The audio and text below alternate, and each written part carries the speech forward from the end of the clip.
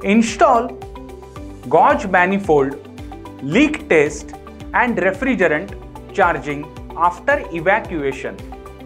Hello, माझे नाव मयूर आहे. मला आशा आहे की आजच्या सत्रासाठी तुम्ही सर्व उत्सुक आहात. या मॉड्यूलमध्ये आपण वॉटर कूलरमध्ये गळती चाचणी घेणे, बाहेर काढणे आणि गॅस चार्ज करणे शिकणार आहोत. या प्रात्यक्षिकाच्या शेवटी तुम्ही सक्षम व्हाल प्रणालीची गळती चाचणी करा आणि दोष सुधारा, प्रणाली रिकामी करा, सिस्टमला गॅस चार्ज करा, चाचणी युनिट चालवा. आता हा अभ्यास करण्यासाठी तुम्हाला लागणारी उपकरणे, साहित्य आणि साधनांची यादी पाहूया. आवश्यक साधने किंवा साधने आहेत: 2 स्टेज व्हॅक्यूम पंप 1 क्रमांक, आवश्यक प्रकारच्या गॅससह सिलेंडर चार्ज करणे, refrigerant cylinder, compressor terminal pin सरळ प्रकार आवश्यकतेनुसार, कंप्रेसर टर्मिनल पिन साइड प्रकार आवश्यकतेनुसार, टॉंग टेस्टर 1 क्रमांक, समायोज्य स्पॅनर 150 मिमी 1 क्रमांक, double ended spanner 1 set, ring spanner 1 संच, नायट्रोजन गॅस सिलेंडर व्हॉल्व्हसाठी की 1 क्रमांक, रॅचेट स्पॅनर 1 क्रमांक, फ्लेअर नट आवश्यकतेनुसार, मॅनिफोल्ड गेज 1 संच, मल्टीमीटर 1 क्रमांक, थर्मामीटर डायल प्रकार 0 ते 50 डिग्री सेल्सिअस 1 क्रमांक, कॉम्बिनेशन प्लायर 1 क्रमांक, वायर स्ट्रिपर 1 क्रमांक. आवश्यक उपकरणे: सर्व भागांवर वॉटर कूलर एकत्र केलेला टप्पा 1 क्रमांक, वजनाचे यंत्र 5 kilogram, regulatory valve coordinating pressure relief व्हॉल्व्हसह ड्राय नायट्रोजन 1 क्रमांक. आवश्यक साहित्य किंवा घटक आहेत: सुरक्षा गॉगल 1 जोडी, हातमोजे 1 जोडी, कापड पुसणे आवश्यकतेनुसार, इन्सुलेशन टेप PVC 12 मिमी 1 रोल, साबण द्रावण 500 मिलीलिटर, चार्जिंग नळी 2 नग, डमी नट पितळ 6 मिमी 6 नग, टी कनेक्टर पितळ 2 नग. प्रथम, सिस्टमवर गळती चाचणी आयोजित करण्यासाठी आणि कोणत्याही समस्यांचे निराकरण करण्यासाठी युनिटला कामासाठी सोयीस्कर ठिकाणी ठेवा. लीक चाचणीसाठी दबावाच्या शिफारस केलेल्या श्रेणीसाठी युनिटची नेमप्लेट किंवा मॅन्युअल तपासा.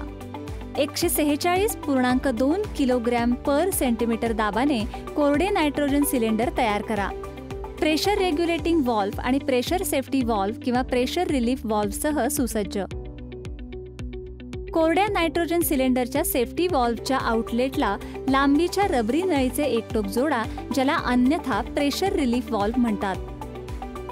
सर्व्हिस शट ऑफ व्हॉल्व्ह बंद असल्याची खात्री करून युनिटची चार्जिंग लाईन रबरी नळीच्या दुसऱ्या टोकाशी जोडा.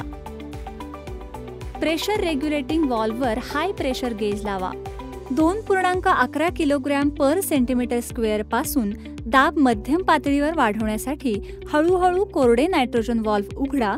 7.03 किलोग्रॅम पर सेंटीमीटर स्क्वेअर पर्यंत 1 तास किंवा त्याहून अधिक कालावधीनंतर दबाव कमी होण्याचे निरीक्षण करा. दाब कमी होत नसल्यास दाब सुमारे 12 किलोग्रॅम पर सेंटीमीटर स्क्वेअर पर्यंत वाढवा. 24 तासांच्या कालावधीत दाब कमी होत नसल्यास पुढील चरणावर जा. साबणाचे द्रावण लावून युनिटमधील गळतीची चाचणी घ्या.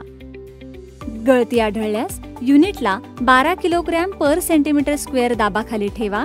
चार्जिंग लाईनमधून रबरी नळी काढून टाका आणि डमी नटने सील करून अतिरिक्त 48 तासांसाठी. जर सिस्टीमने 48 तास सतत 12 किलोग्रॅम पर सेंटीमीटर स्क्वेअर दाब राखला तर ते ऑपरेट करणे सुरक्षित मानले जाते. एकदा लीक चाचणी झाली की दुसरे काम म्हणजे सिस्टीम रिकामी करणे. पहिल्या चरणात चार्जिंग लाईनच्या आउटलेटमधून डमी नट काढून टाकणे समाविष्ट आहे. यानंतर चार्जिंग लाईनशी जोडलेला सर्व्हिस व्हॉल्व्ह हळूहळू उघडला जावा, ज्यामुळे सिस्टीममधील कोरडे नायट्रोजन शुद्ध होऊ शकेल.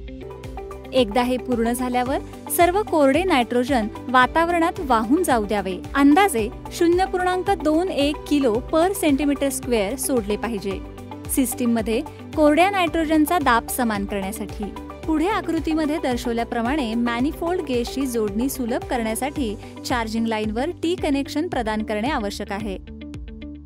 तुम्ही बघू शकता हे मॅनिफोल्ड गेजची चार्जिंग लाईनचे कनेक्शन आणि 2 स्टेज व्हॅक्यूम आणि चार्जिंगची प्रक्रिया दर्शवते.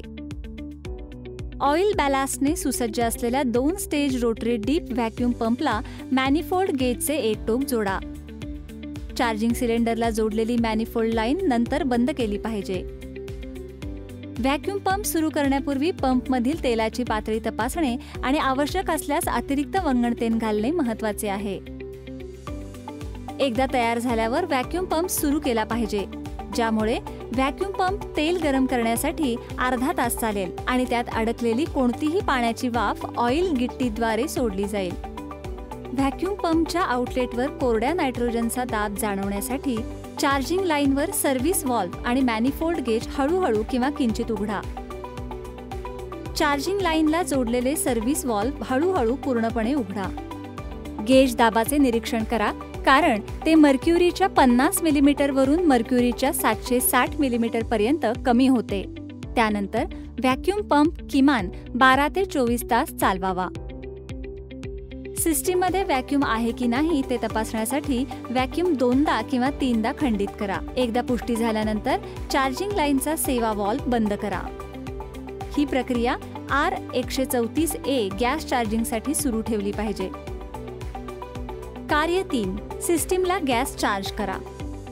हे काम सुरू करण्याआधी मेन लाईनला बसवलेले व्होल्टमीटर आणि ॲमीटरसह चाचणी सेट करा. पुढे सिस्टीम सुरू करण्यासाठी वॉटर कूलरचे मुख्य हेड्स तयार केलेल्या टेस्ट बोर्डवरील कंप्रेसरशी जोडा. रेफ्रिजरंट R134A सिस्टीममध्ये चार्ज करण्यासाठी R134A सिलेंडरचा व्हॉल्व्ह उघडण्यासाठी हळूहळू चालू करा. कोणत्याही अवांछित वायू किंवा ओलावा दूर करण्यासाठी मॅनिफोल्डला जोडलेल्या रबरी नळीमधून थोड्या प्रमाणात R134A गॅस जोडा. त्याचप्रमाणे चार्जिंग लाईन सर्व्हिस व्हॉल्व्हच्या इनलेटला जोडलेल्या नळीमधून वायू काढून टाका. एकदा पूर्ण झाल्यावर चार्जिंग सिलेंडर आणि चार्जिंग लाईन सर्व्हिस व्हॉल्व्हला जोडलेल्या होसेस सुरक्षितपणे बांधा. त्यानंतर चार्जिंग लाईन सर्व्हिस व्हॉल्व्ह उघडा आणि रेफ्रिजरंटला सिस्टीममध्ये चार्ज करू द्या.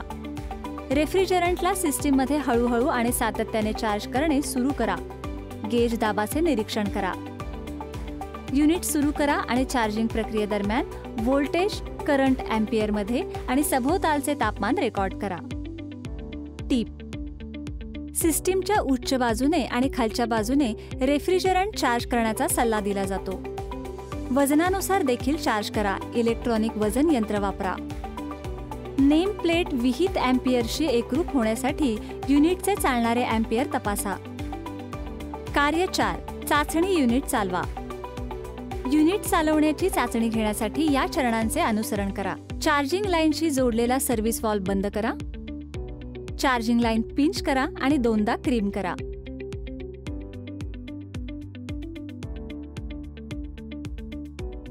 साबणाच्या द्रावणाचा वापर करून प्रणालीवर गळती चाचणी आयोजित करा. ब्रेन्झिंग रॉडचा वापर करून चार्जिंग लाईनचा क्रीम केलेला टोक बंद करा. वॉटर कूलरची साठवण टाकी भरा.